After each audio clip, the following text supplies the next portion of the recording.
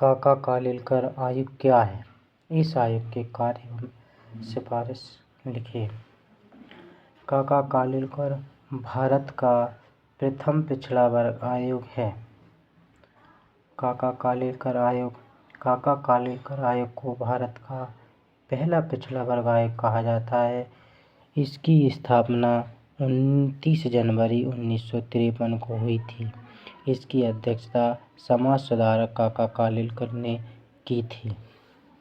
बता सकते हैं कि भारत का पहला पिछड़ा वर्ग आयोग कौन सा है? काका कालेलकर आयोग भारत का पहला पिछड़ा वर्ग आयोग है। इसकी स्थापना 29 जनवरी 1953 को हुई थी।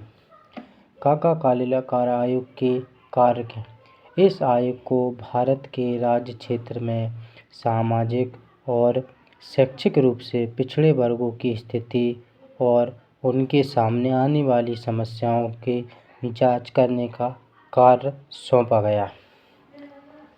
मतलब कि जो भारत के राज्य क्षेत्र में सामाजिक और शैक्षिक रूप से पिछड़े वर्ग के लोग हैं, उनकी स्थिति को जानना, उनके सामने आने वाली समस्याओं का समाधान करना। काका कालेलकर आयोग की सिफारिशें निम्न हैं। इस आयोग ने 1955 को अपनी रिपोर्ट भारत सरकार को सौंपी। इस आयोग ने 2399 जाति और समुदायों की सूची तैयार की। पहला, इस आयोग ने 2399 जाति और समुदायों की सूची बनाई। मतलब कि इस आयोग ने 2399 जातियों को ओबीसी माना। इनमें से 837 जातियाँ और समुदायों को अत्यंत पिछड़ा वर्ग में रखा।